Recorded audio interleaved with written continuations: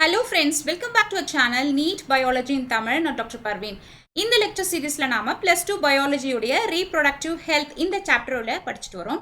So அதில் பார்க்கக்கூடிய next sexually transmitted infections வைரஸ்களால் உருவாகக்கூடிய பால்வினை நோய்கள். ஸோ அதில் இன்னைக்கு பார்க்கக்கூடிய டாபிக் வந்து ஜெனிட்டல் ஹெர்பீஸ் மற்றும் ஜெனிட்டல் வாட்ஸ். தமிழில் பிறப்புறுப்பு அக்கி மற்றும் பிறப்புறுப்பு மறுக்கல் அப்படின்னு சொல்லிட்டு சொல்கிறோம். ஸோ இந்த ஜெனிட்டல் ஹெர்பீஸ் மற்றும் வாட்ஸ் அப்படின்னா என்ன, எந்த வைரஸால வருது, இது என்ன பண்ணலாம் அப்படின்றத வந்து பார்க்கலாம். So first one, what is genital herpes? அக்கி அப்படின்னு சொல்லிட்டு சொல்லுவோம். ஹெர்பீஸ் ஜெனிட்டல் ரீஜன்ல வரதுனால இதை பிறப்புறுப்பு அக்கி அப்படின்னு சொல்லிட்டு தமிழ்ல சொல்றோம். This is a sexually transmitted infection. இது வந்து செக்ஸ் மூலமா, செக்ஷுவல் இன்டர்கோர்ஸ் மூலமா பரவக்கூடிய ஒரு நோய். இது காஸ் பண்ணக்கூடிய பாக்டீரியா கிடையாது, இது வந்து வைரஸ் இல்லையா. ஸோ வைரஸ் உடைய பேரு ஹெர்பீஸ் சிம்ப்ளெக்ஸ் வைரஸ். இதை வந்து ஷார்ட்டா HSV அப்படின்னு சொல்றோம். Herpes simplex virus, HSV. இந்த ஹெர்பீஸ் சிம்ப்ளெக்ஸ் வைரஸ்ல ரெண்டு முக்கியமான டைப்ஸ் இருக்கு. அதாவது HSV டைப் 1 மற்றும் HSV டைப் 2. இது ரெண்டு தான் வந்து அதில் இருக்கக்கூடிய முக்கியமான டைப்ஸ். இதில் HSV டைப் 1 வந்து ஓரல் ஹெர்பீஸ் இந்த டிசீஸை வந்து உண்டாக்கும். அதாவது அவங்களுக்கு வாய் பகுதியில் மட்டும் இந்த ஹெர்பீஸ் இன்ஃபெக்ஷன் ஏற்படும். HSV டைப் 2 வந்து genital herpes, genital organ, genital ரீஜியன்ஸில் வந்து ஹெர்பீஸ் இன்ஃபெக்ஷனை ஏற்படுத்தும். Only genital region. ஓகே, இது ரெண்டுமே வந்து மாறி மாறி நடக்காது. HSV 1 வந்து ஓரல் ரீஜனில் மட்டும்தான் இன்ஃபெக்ஷன் காஸ் பண்ணும். அதே மாதிரி HSV 2 வந்து ஜெனிட்டல் ரீஜனில் மட்டும்தான் இன்ஃபெக்ஷனை வந்து காஸ் பண்ணும். ஓகே, காமனா. அண்ட் இந்த இன்ஃபெக்ஷன்ஸ் வந்து எந்த பார்ட் ஆஃப் தி பாடியில் இருக்கோ அதை பொறுத்து நம்ம இதை HSV 1 அண்ட் HSV 2ன்னு சொல்லிட்டு கேட்டகரைஸ் பண்ணுறோம். ஓகே, ஸோ ஃபர்ஸ்ட் பார்த்தீங்கன்னா வந்து herpes simplex virus type 1. So இது என்ன டிசீஸ் காஸ் பண்ணுது? இட் காசஸ் ஓரல் ஹெர்பீஸ், வாயில் ஏற்படக்கூடிய இந்த புண், அக்கி அப்படின்னு சொல்லிட்டு சொல்லுவோம். ஸோ இந்த பிக்சரில் பாருங்க, இங்கே இருக்கு இல்லையா, இதுதான் வந்து ஓரல் ஹெர்பீஸ். ஓரல் ஹெர்பீஸ் இந்த மாதிரி நம்ம நிறைய பேருக்கு வந்து பார்த்துருக்கலாம். ஸோ வாயில் எல்லா இடத்துலையுமே மாறி மாறி ஏற்படும். இந்த இடத்துல இருக்கும், சில பேருக்கு இங்கே இருக்கும், சில பேருக்கு இங்கே இருக்கும். ஸோ அந்த மாதிரி ஏற்படும் oral herpes. Okay, so it causes blisters in the mouth and the face. பிளிஸ்டர்ஸ்னா ஒரு புண்ணு, ஒரு கொப்பளம் மாதிரி வந்து முகத்திலையும் இல்லைனா வந்து ஃபேஸ்லையும், பொதுவாக வந்து வாய் ரீஜனை சுற்றி தான் வந்து ஏற்படும். அண்ட் இந்த இன்ஃபெக்ஷன் எப்படி ஏற்படுது அப்படின்னா வந்து டிப்பிக்கலி அக்கர்ஸ் இன் தி சைல்டுஹுட். சின்ன வயசுல வந்து இந்த இன்ஃபெக்ஷன் ஏற்படும். Okay, herpes simplex virus 1 type 1 வந்து சின்ன வயசுல சைல்டுஹுட்ல வந்து ஒருத்தங்களுக்கு இந்த இன்ஃபெக்ஷனை ஏற்படுத்தும். அது எப்படி அப்படின்னா வந்து ஸோ காமனாக நிறைய ஒரு வீட்டில் வந்து நிறைய பேர் இருக்காங்க, அவங்க வந்து காமனாக இந்த ட்ரெஸ்ஸு, டவலு இந்த மாதிரியெல்லாம் ஷேர் பண்ணுறாங்க. அவங்களுடைய இந்த நிறைய இந்த இன்னர் ஆர்கன்ஸ் எல்லாம், இன்னர் வியர்ஸ் எல்லாமே வந்து ஷேர் பண்ணுறாங்க அப்படின்னா ஸோ அந்த சமயத்தில் வந்து அவங்களுக்கு வந்து இந்த இன்ஃபெக்ஷன் வந்து ஸ்ப்ரெட் ஆகும். ஸோ அது மட்டும் இல்லாமல் டைனிங் யூட்டென்சில்ஸ், ஸோ இது வாயில் ஏற்படுது இல்லையா, ஸோ சரியாக கழுவாத ஸ்பூனு, இந்த மாதிரியான பாத்திரங்கள் இன்னும் இதன் மூலமாகவும், lip palms, so lipstick, lip balm இதெல்லாமே வந்து ஷேர் பண்ணும்போது, tooth brush, even kissing, so இதன் மூலமாக ஒருத்தர்கிட்டேருந்து ஒருத்தங்களுக்கு வந்து இந்த இன்ஃபெக்ஷன் வந்து ஸ்ப்ரெட் ஆகும். முக்கியமாக வந்து சின்ன வயசுலையும் குழந்தைங்களுக்குமே வந்து இது ஏற்படுது. ஓகே, ஸோ இந்த ஆர்கானிசம் HSV 1 டைப் 1 வைரஸ் வந்து இந்த மாதிரி இன்ஃபெக்ஷன் காஸ் பண்ண பிறகு இந்த வைரஸ் என்ன பண்ணுனா வந்து they get transported along the sensory neurons to the nerve cell bodies. So டைரக்டாக இது என்ன பண்ணுனா வந்து நியூரான்ஸில் போய் உட்கார்ந்துக்கும். சென்சரி நியூரான்ஸ், மோட்டார் நியூரான்ஸ் அப்படின்னு சொல்லிட்டு ரெண்டு வகையான நியூரான்ஸ் இருக்குது. ஓகே, ஸோ அந்த சென்சரி நியூரான்ஸ் அந்த நர்வ் செல்ஸில் போய் இது வந்து அப்படியே ஹைட் பண்ணி உட்காந்துக்கும், நர்வஸ் சிஸ்டமில் போய் ஒளிஞ்சிக்கும். ஓகேவா? ஸோ எவ்வளோ நாளைக்கு அப்படின்னா to the rest of the life, ஒருத்தவங்களுடைய வாழ்நாள் முழுக்க அந்த வைரஸ் வந்து அவங்களுடைய அந்த நியூரான்ஸ்லேயே வந்து அப்படியே இருக்கும். ஏன்னா வைரஸஸ் வந்து செல்குள்ளே தான் வாழும், நமக்கு தெரியும் இல்லையா. ஸோ இது வந்து நியூரானல் செல்ஸில் வந்து வாழக்கூடிய வைரஸஸ். ஓகே, ஸோ அந்த வைரஸ் வந்து சின்ன வயசில் வந்து இந்த ஓரல் ஹெர்பீஸ் இன்ஃபெக்ஷன் காஸ் பண்ணுச்சு. பிறகு வந்து அவங்களுடைய அந்த நியூரோனல் செல்ஸில் போய் இதை ஹைட் பண்ணி அப்படியே இருக்குது. அண்ட் அதன் பிறகு அவங்களுக்கு ஏஜ் ஆன பிறகு சில சமயத்தில் அவங்களுடைய இம்யூனிட்டி குறைஞ்சாலோ, அவங்களுக்கு அதிகமான ஸ்ட்ரெஸ்ஸு, டென்ஷனு இந்த மாதிரி ஏற்பட்டாலோ ஹார்மோனல் இம்பேலன்ஸ் இருந்தாலோ ஓகே இல்லைன்னா அதிகமாக வந்து சன்லைட்டில் எக்ஸ்போஸ் ஆனாலோ ஸோ இந்த மாதிரியான சில காரணங்கள்னால என்ன ஆகும் நர்வஸ் சிஸ்டம் வந்து ஆக்டிவேட் ஆகும்போது அந்த நியூரோனல் பாடிஸ் அந்த நர்வ் செல்ஸில் ஒளிஞ்சிட்டு இருக்க வைரஸ் வந்து வெளியில் எக்ஸ்பிரஸ் ஆகும் மறுபடியும் வந்து வெளியில் வரும் ஓகேவா ஸோ சின்ன வயசில் வந்த இன்ஃபெக்ஷன் வந்து திருப்பி வந்து வரது ரீஎமர்ஜென்ஸ் அப்படின்னு சொல்லிட்டு சொல்லுவோம் ஸோ இப்படி நடக்கக்கூடிய ஒரு டிசீஸ் தான் வந்து herpes simplex virus type 1 okay right next second type வந்து herpes simplex virus type 2 so இது என்னது அப்படின்னா this is also a sexually transmitted infection இது என்ன ஹெர்பீஸ் காஸ் பண்ணனா வந்து it causes herpes in the genital region so ஒருத்தவங்களுடைய genitalia sex organs male and female sex ஆர்கனில் தான் வந்து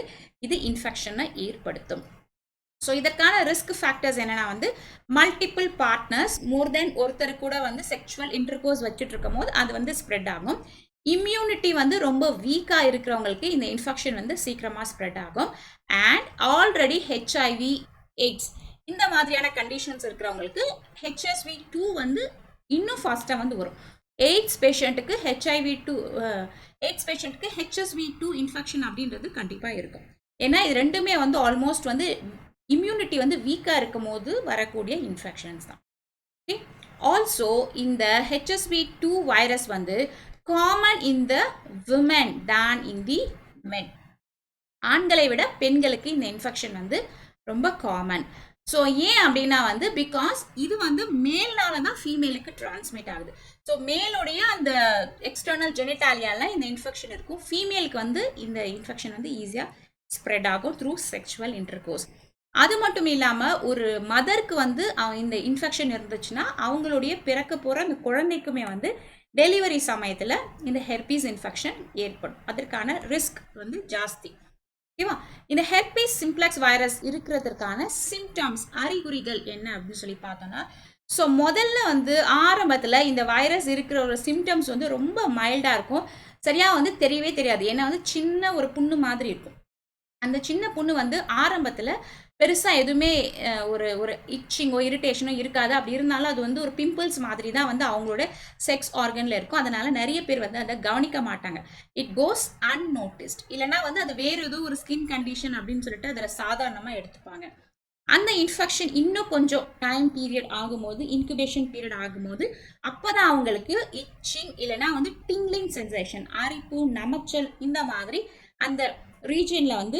ஏற்படும் ஜெனிட்டல் ரீஜியனில் வந்து ஏற்படும் அந்த இடத்துல முக்கியமாக பார்த்தீங்கன்னா வந்து வாட்டரி பிளிஸ்டர்ஸ் இதுதான் வந்து ஹெர்பீஸ் சிம்ப்ளெக்ஸ் வைரஸோடைய ஒரு முக்கியமான ஒரு அறிகுறி ஒரு சிம்டம்ஸ் வாட்டரி பிளிஸ்டர்ஸ் அப்படின்னா இந்த மாதிரி கொப்பளங்கள் ஓகே ஸோ இது பார்த்தீங்கன்னா உள்ள வந்து தண்ணீர் கோர்த்த மாதிரி இருக்கும் இதுதான் வந்து வாட்டரி பிளிஸ்டர்ஸ் இந்த மாதிரி நிறைய கொப்பளமாக வந்து அந்த ஜெனிட்டல் ரீஜியனில் வந்து ஏற்படும் ஓகே அண்ட் இந்த பிளிஸ்டர்ஸ் வந்து அப்புறமா வந்து சோராக மாறும் அதாவது இந்த புண்ணு வந்து அப்படியே காஞ்சி போய் அல்சர் மாதிரி ஃபார்ம் ஆகும் ஸோ பிளிஸ்டரிங் சோர்ஸ் அப்படின்னு சொல்லிட்டு சொல்கிறோம் அல்சரேட்டட் அப்படின்னா காய்ந்து போன புண்ணு மாதிரி அல்சர் புண்ணு மாதிரி ஸ்கின்ல வந்து ஏற்படும் ஸோ இந்த சமயத்தில் அவங்களுக்கு என்ன சிம்டம்ஸ் ஏற்படும் அப்படின்னா வந்து pain during urination so urine pass பண்ணும்போது பெயின் இருக்கும் அண்ட் விஜைனல்லேருந்து ப்ளீடிங் வரும் பீரியட்ஸ் இல்லாமல் மற்ற சமயத்துலையுமே வந்து ஃப்ரீக்வெண்ட்டாக ப்ளீடிங் நடக்கும் swelling in the lymph nodes of the groin region so இந்த groin regionல இருக்கக்கூடிய இந்த lymph nodesல வந்து swelling இருக்கும்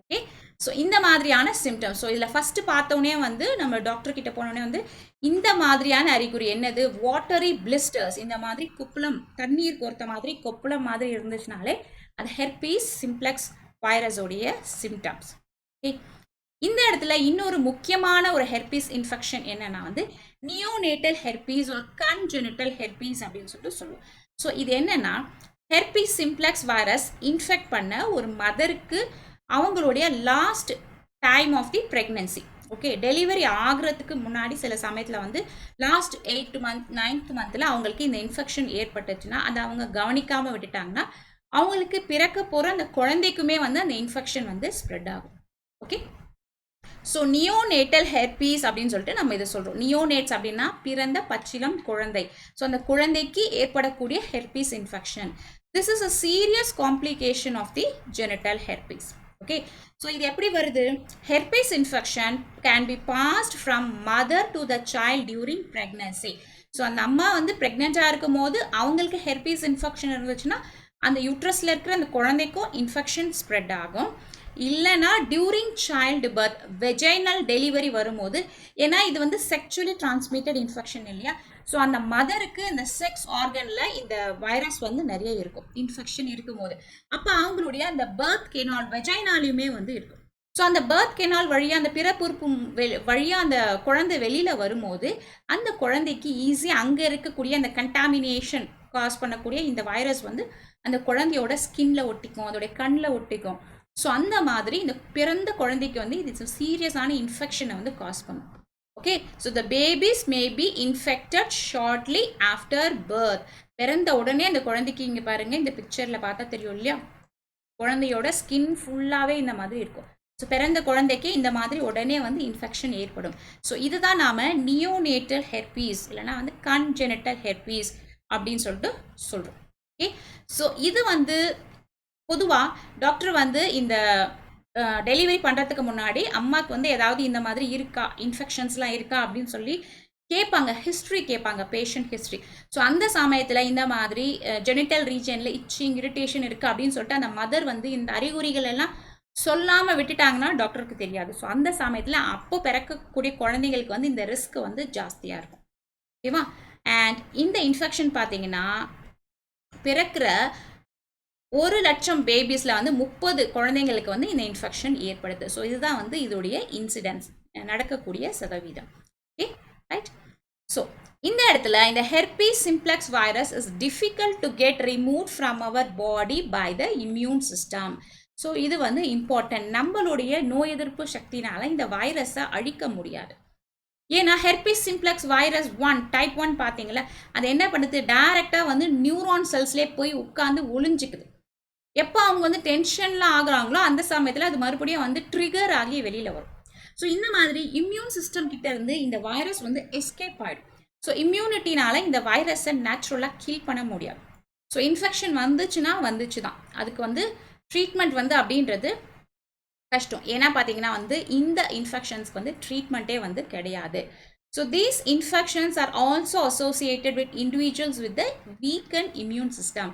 ஸோ ஆல்ரெடி இம்யூனிட்டி ரொம்ப வீக்காக இருக்கிறவங்களுக்கு, எய்ட்ஸ் பேஷண்ட்க்கு அண்ட் டயபெட்டிஸ் பேஷண்ட்க்கு, அப்புறமா வந்து கேன்சர் பேஷண்ட்டுக்கு, ஓகே, சின்ன குழந்தைங்களுக்கு, வயசானவங்களுக்கு அண்ட் கீமோதெரப்பி எடுத்துக்கிறவங்களுக்கு, ஸோ டிரான்ஸ்பிளான்டேஷன் உறுப்பு மாற்று அறுவை சிகிச்சை செய்தவங்களுக்கு, இவங்களுக்கெல்லாம் இம்யூனிட்டி கம்மியாக இருக்கும்.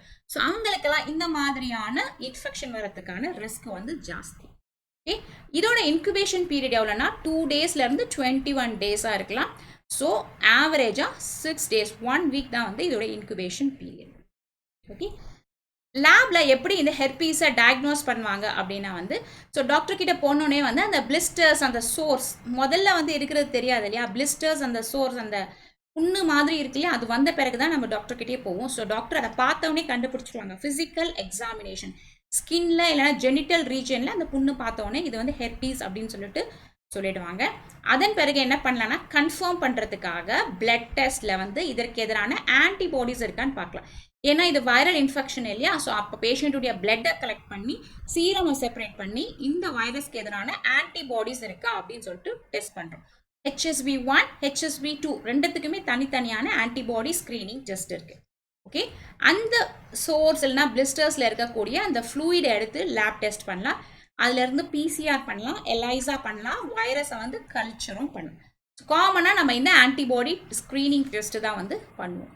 ஓகே, நெக்ஸ்ட் ட்ரீட்மெண்ட் என்ன அப்படின்னு சொல்லி பார்த்தோன்னா, there is no cure or vaccine for the herpes. இந்த ஹெர்பீஸ் சிம்ப்ளெக்ஸ் வைரஸ், இந்த வைரஸுக்கு ட்ரீட்மெண்ட்டே கிடையாது. இதற்கு எந்த விதமான தடுப்பு மருந்து வேக்சின்ஸுமே கிடையாது. ஸோ அப்போ என்ன தான் பண்ணுறது அப்படின்னா வந்து, ஸோ சில ஆன்டிவைரல் மருந்துகள் இருக்குது. உதாரணத்துக்கு ஏசைக்ளோவிர், வேலாசைக்ளோவிர் அப்படின்னு சொல்லிட்டு சில ஆன்டிவைரல் மருந்துகள் இருக்குது. இந்த மருந்துகளை வந்து டாக்டர்ஸ் கொடுப்பாங்க. அது எதுக்காகனா அவங்களுடைய அந்த சோர், அந்த புண்ணு வந்து கொஞ்சம் சீக்கிரமாக குணமாகறதுக்கும் அண்ட் அந்த இச்சிங் வந்து குறையிறதுக்கும், ரெக்கரன்ஸ் அடிக்கடி வந்து அவங்களுக்கு அது வராமல் இருக்கிறதுக்கும் கொடுப்பாங்க. ஆனால் இந்த வைரஸ் வந்து போய் அவங்களுடைய நர்வஸ் சிஸ்டமில் போய் ஹிட்டனாக இருக்கிறதுனால இதற்கு ட்ரீட்மெண்ட் அப்படின்றதும் வந்து இது வரைக்கும் கிடையாது. ஓகே, ஸோ ஒரே மெத்தட் என்னென்னா வந்து ப்ரிவென்ஷன், வராமல் தடுத்துக்கிறது தான் வந்து ஒரே மெத்தட். ஸோ அதுதான் வந்து genital herpes. Okay right. So நம்மளுடைய ரெண்டாவது செக்சுவலி டிரான்ஸ்மிட்டட் வைரல் இன்ஃபெக்ஷன் வந்து ஜெனிட்டல் வாட்ஸ். ஓகே, வாட்ஸ் அப்படின்னா மரு. நிறைய தோல்லலாம் அங்கங்கே ஸ்கின்லலாம் நிறைய பேருக்கு பிளாக்காக இங்கே இருக்கும் பார்த்துருக்கீங்களா? ஸோ அதுதான் வந்து மரு, வாட்ஸ். ஸோ அதே மாதிரி வந்து செக்ஸ் ஆர்கன்ஸில் வந்து வரும். அதுதான் நம்ம ஜெனிட்டல் வாட்ஸ் அப்படின்னு சொல்லிட்டு சொல்கிறோம். இந்த ஜெனிட்டல் வாட்ஸை காஸ் பண்ணக்கூடிய வைரஸுடைய பேர் ஹியூமன் பாப்பிலோமா வைரஸ், HPV அப்படின்னு சொல்லிட்டு சொல்கிறோம். இது வேறு வகையான வைரஸ். ஓகே, இது வேறு டிசீஸ், வேறு virus, human papilloma virus. So இந்த வாட்ஸ் அப்படின்றது எப்படி இருக்கும்னா பார்க்குறதுக்கு ரைஸ்ட், சில சமயம் வந்து ஸ்கின்னை விட்டு பெருசாக தூக்குன மாதிரி இருக்கும், சில சமயம் ஃப்ளாட்டாக இருக்கும், சில சமயம் பெருசாக இருக்கும், சில சமயம் சின்னதாக இருக்கும். ஸோ எப்படி வேணாலும் ஒருத்தங்களுக்கு இந்த மாதிரி ஸ்கின்ல வந்து ஏற்படலாம். ஸோ முதல்ல இது எப்படி இருக்குன்னா வந்து சின்னதாக இருக்கும், அதன் பிறகு ஒரு காலிஃப்ளவர் பார்க்குற மாதிரி இருக்கும், அதோடைய ஷேப் வந்து ஒரு காலிஃப்ளவர் மாதிரி இருக்கும். ஸோ அந்த சமயத்தில் தான் வந்து ஈஸியாக டயக்னோஸ் பண்ணிடுவாங்க இது வந்து ஹியூமன் பாப்பிலோமா வைரஸுடைய இந்த மருக்கள், வாட்ஸ் அப்படின்னு சொல்லிட்டு. ஓகே, ஸோ சின்னதாக இருக்கும் போது த watts can be so small and flat not noticed. ரொம்ப சின்னதாக இருக்கும் போது நிறைய பேருக்கு அது இருக்கிறதே வந்து தெரியாது, சாதாரண ஏதோ வந்து ஸ்கின்ல இருக்கக்கூடியது அப்படின்னு சொல்லி நினச்சிப்பாங்க. இந்த வாட்ஸ் எந்த ரீஜனில் வரும் அப்படின்னு சொல்லி பார்த்தீங்கன்னா ஜெனிட்டாலியா. ஸோ ஃபீமேலுக்கு வல்வா, வெஜைனா, சர்விக்ஸ், ஏனஸ் இந்த பகுதிகளிலும், மேலுக்கு பெனிஸ், ஸ்க்ரோட்டம், ஏனஸ் இந்த ஏதாவது ஒரு பகுதிகளும் இல்லை பல பகுதிகளிலும் வந்து இந்த வாட்ஸ் வந்து ஏற்படலாம். ஓகே, ஸோ இந்த பிக்சரை பாருங்க, முதல்ல வந்து இப்படி தான் இருக்கும். ஸோ இதை பார்த்தா வந்து ஒரு வைரஸ் இன்ஃபெக்ஷன் மாதிரி தெரியாது, ஏதோ சாதாரண பிம்பிள்ஸ் மாதிரி தான் தெரியும். ஸோ இதை நாம் அப்படியே கவனிக்காமல் விட்டுட்டா அது வந்து சீரியஸாக இந்த ஸ்டேஜுக்கு போயிடும். ஸோ இதுதான் வந்து காலிஃப்ளவர் லைக் அப்பியரன்ஸ். இதை நல்லா ஜூம் பண்ணி பார்த்தா அப்படியே நல்லா அப்படியே படராக இருக்கும், படர்ந்து இருக்கும். ஓகே, ஸோ இதுதான் வந்து ஜெனிட்டல் வாட்ஸ் அப்படின்னு சொல்லிட்டு சொல்கிறோம், வைரல் இன்ஃபெக்ஷன். ஓகே, ஸோ இந்த இடத்துல முக்கியமானது, it is not always possible for the people to know when they get the infection. So எப்போ அவங்களுக்கு இந்த இன்ஃபெக்ஷன் வந்துச்சு அப்படின்னு சொல்லிட்டு ஒருத்தங்களால சொல்லவே முடியாது. ஏன்னா இதற்கான எந்த விதமான சிம்டம்ஸ், அறிகுறியுமே வந்து அவங்களுக்கு ஆரம்பத்தில் தெரியாது. ஸோ இந்த வைரஸ் வந்து உடலில் வந்த பிறகு can be found in the body for months to years before the warts develop. இந்த மாதிரி அந்த காலிஃப்ளவர் மாதிரி அந்த அப்பியரன்ஸ் வருது இல்லையா, அந்த வாட்ஸ் வருது இல்லையா, ஸோ அந்த மாதிரி வரத்துக்கு முன்னாடி இந்த வைரஸ் உடம்புக்குள்ள வந்து பல மாதங்களோ பல வருஷங்களோ கழிச்சு தான் வரும். ஓகே, ஸோ அவ்வளோ நாள் வந்து இந்த வைரஸ் வந்து உடலில் வந்து சைலண்ட்டாக இருக்கும், அதன் பிறகு தான் அது வந்து வெளியில் வந்து அது காட்ட ஆரம்பிக்கும். ஸோ அதனால் இதோட இன்குபேஷன் பீரியட் பார்த்தீங்கன்னா வந்து லாங், அதிகமாக இருக்கும். ஸோ 1 மாதம் இருக்கும், 2 மாதம் இருக்கும், 3 மாதம் இருக்கும், அந்த மாதிரி மேக்ஸிமம் 8 months வரைக்கும் கூட ஒருத்தங்களுக்கு இது டைம் பீரியட் வந்து எடுத்துக்கலாம். ஓகே, இந்த மாதிரி ஜெனிட்டல் வாட்ஸ் ஏற்பட்டால் இதற்கான சிம்டம்ஸ், அறிகுறிகள் என்ன அப்படின்னா, முதல்ல வந்து அது ரொம்ப சின்னதாக இருக்கும், flush coloured pink swelling in the genital area. So இந்த பிக்சரில் பார்த்தோம் இல்லையா, இதுதான் பிங்க் கலரில் ஒரு சின்ன ஒரு கொப்பளம் மாதிரி சின்னதாக வந்து வரும். ஓகே, ஸோ அதை வந்து நம்ம கவனிக்காமல் விட்டால் தான் அது பிறகு இந்த காலிஃப்ளவர் லைக் அப்பியரன்ஸாக வந்து அது மாறும். அந்த சமயத்தில் வந்து itching R discomfort in the genital area. So அந்த இடத்துல நமைச்சல் இல்லைன்னா ஏதாவது அரிப்பு இந்த மாதிரி ஏற்படும். And bleeding during the sexual intercourse பண்ணும்போது அவங்களுக்கு வந்து ப்ளீடிங், ரத்தம் வந்து வரும். ஸோ இந்த மாதிரியான சிம்டம்ஸ் கொஞ்சம் டெவலப்மெண்ட் ஆன பிறகு, இந்த இன்ஃபெக்ஷன் ஆன பிறகு தான் வந்து சிம்டம்ஸே வந்து தெரிய ஆரம்பிக்கும். முதல்ல வந்து ஒன்றுமே தெரியாது. ஓகே, இதை எப்படி டயக்னோஸ் பண்ணுறது அப்படின்னா வந்து physical examination of the warts. So டாக்டர்கிட்ட அந்த பெரிய அந்த மருக்களை போய் நம்ம காட்டணும். ஸோ காட்டும் போது பார்த்தோன்னே டாக்டருக்கு தெரியும் இது வந்து பாப்பிலோமா வைரஸ் இன்ஃபெக்ஷன் அப்படின்னு சொல்லிட்டு தெரியும். ஓகே, அதன் பிறகு அதை என்ன பண்ணுவாங்க, கன்ஃபர்ம்டு பை பயோப்சி. பயோப்சினா என்னது, பயோப்சினா ஒரு சின்ன ஒரு ஸ்கின் ஸ்க்ரேப்பிங்ஸ், ஒரு சின்ன ஒரு பிளேடு மாதிரி வச்சு அந்த ரீஜனில் இருக்கக்கூடிய அந்த சதையை வந்து கொஞ்சம் எடுத்து அதை வந்து லேப் டெஸ்ட்க்கு அனுப்புவாங்க. ஓகேவா, ஸோ இதை வந்து பயோப்சி, அந்த ஸ்கின் ஸ்க்ரேப்பிங்ஸை வந்து கட் பண்ணி அனுப்புவாங்க. ஸோ அதன் பிறகு தான் வந்து கன்ஃபார்ம் பண்ணுவாங்க. அண்ட் இதில் பார்த்தீங்கன்னா இந்த ஹியூமன் பாப்பிலோமா வைரஸே வந்து சில வைரஸஸ் வந்து கேன்சர் வந்து காஸ் பண்ணும். கேன்சரை காஸ் பண்ணக்கூடிய ஒரு வைரஸஸ் வந்து ஹியூமன் பாப்பிலோமா வைரஸ். ஆனால் இந்த வாட்ஸ் காஸ் பண்ணுற வைரஸ் வந்து கேன்சரை காஸ் பண்ணாது. ஆனால் இதே வைரஸ் தான் வந்து கேன்சரையுமே வந்து காஸ் பண்ணும். ஓகே, இதே ஃபேமிலியில் இருக்கக்கூடிய வைரஸ். ஸோ அதனால தான் இதோட பேரே வந்து பாப்பிலோமா. ஓகே, லோமா, OMA அப்படின்னாலே வந்து கேன்சர். கேன்சர் அப்படின்னா நம்ம கார்சினோமா அப்படின்னு சொல்கிறோம் இல்லையா, கார்சினோமா ஓமா அப்படின்னா கேன்சரை உண்டாக்கக்கூடிய வைரஸ் இந்த ஹியூமன் பாப்பிலோமா வைரஸ்.